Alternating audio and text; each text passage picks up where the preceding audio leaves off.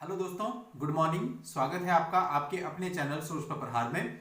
मैं हूं सनी शर्मा और उम्मीद करता हूं कि आप सब बढ़िया होंगे। दोस्तों, आज मैं आपके लिए जो वीडियो लेके आया हूं, यह हाई कोर्ट का एक ऐसा जजमेंट है जिसमें हाई कोर्ट ने यह कहा कि यदि पत्नी बिना किसी कारण के अपने पेरेंट्स के घर पे जाकर रहने लगे और फिर हस्बैंड से मेंटेनेंस की डिमांड करे, तो ऐसे केस में हस्बैंड उसे किसी भी तरह का मेंटेनेंस देने के लिए लायबल नहीं होगा। तो यानी कि कोर्ट ने यहां पर यह देखा कि वाइफ क्यों अपने हस्बैंड को छोड़कर चली गई थी, क्या उसके पीछे कोई कारण था या नहीं था, और कोर्ट को कोई कारण नहीं मिला। तो जब कारण नहीं मिलेगा तो ऐसे केस में हस्बैंड को मेंटेनेंस देने के लिए कोर्ट ने लायबल नहीं माना। तो दोस्तों, ये बहुत ही इंपॉर्टेंट जजमेंट है और हर किसी के मामले में काम आ सकता है, लेकिन उसके लिए आपको वीडियो देखकर ये देखना पड़ेगा कि आप इसे अपने मामले में कैसे यूज कर सकते हैं। तो आज की इस वीडियो में मैं आपको इस केस के बारे में पूरी जानकारी दूंगा।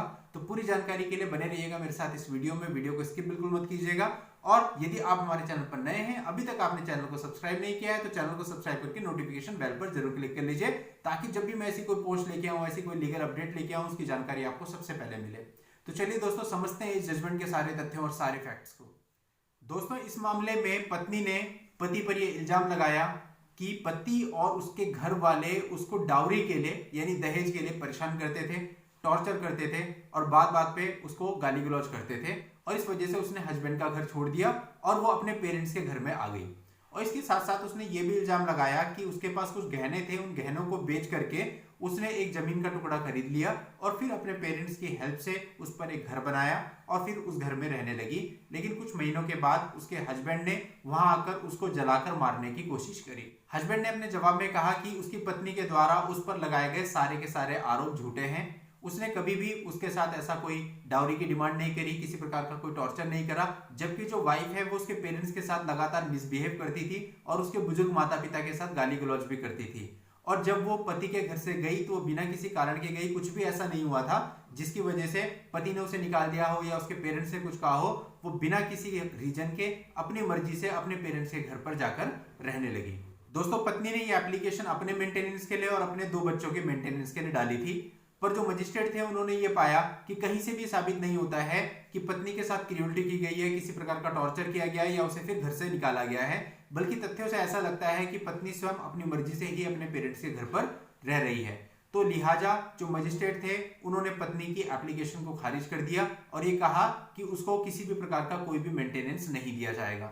अब इसके बाद पत्नी इस ऑर्डर के रिवीजन में गई और वहां पर कोर्ट ने उसकी मेंटेनेंस एप्लीकेशन को एक्सेप्ट कर लिया, रिवीजन को एक्सेप्ट कर लिया और ये ऑर्डर किया कि पत्नी को भी मेंटेनेंस दिया जाएगा और उसके बच्चों को भी मेंटेनेंस दिया जाएगा। उसके बाद ये मामला हाई कोर्ट में आया। अब दोस्तों, राजस्थान हाई कोर्ट ने पूरे मामले का अवलोकन किया, सारे तथ्यों को देखा और सब बातों पर अच्छे से विचार करने के बाद यह निर्णय निकाला कि पूरे मामले में यह लगता है कि पत्नी अपनी मर्जी से अपने पेरेंट्स के घर जाकर रही है। वो ये प्रूव नहीं कर पाई कि उसके पति ने या फिर उसके घर वालों ने उसे घर से निकाला है। और अगर गहन जांच की जाए, एक एक विटनेस को देखा जाए, तो सारी बातों से यह साबित होता है कि पत्नी बिना वजह घर छोड़कर अपने पेरेंट्स के साथ रह रही है। तो ऐसे में हाईकोर्ट ने यह माना कि पत्नी को किसी भी प्रकार के मेंटेनेंस का कोई भी अधिकार नहीं होगा। हाँ, इतना जरूर है कि उसके पास 2 बच्चे हैं, तो उन दोनों बच्चों का मेंटेनेंस पति को देना पड़ेगा। तो हाई कोर्ट ने इसमें ऑर्डर किया कि हस्बैंड किसी भी तरह से पत्नी को मेंटेनेंस देने के लिए ऐसे में लायबल नहीं होगा, केवल वो अपने 2 बच्चों को मेंटेनेंस देगा। तो दोस्तों, ये बहुत ही यूजफुल ऑर्डर है। बच्चों के लिए तो किसी को भी प्रॉब्लम नहीं होती, बच्चों के लिए सभी मेंटेनेंस देना चाहते हैं, लेकिन अगर उसकी पत्नी ने उसके साथ कुछ गलत किया है या झूठे इल्जाम लगाए हैं, तो ऐसे में पत्नी को मेंटेनेंस देना कोई नहीं चाहता।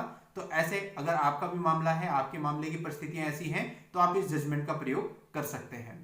इस जजमेंट का लिंक मैं इस वीडियो के नीचे डिस्क्रिप्शन में दे रहा हूं, वहां जाकर के आप इस जजमेंट को पढ़ सकते हैं। और यदि आप किसी पर्सनल प्रॉब्लम के लिए मुझसे बात करना चाहें, तो उसके लिए इस वीडियो के नीचे डिस्क्रिप्शन में मेरा व्हाट्सएप नंबर दिया हुआ है।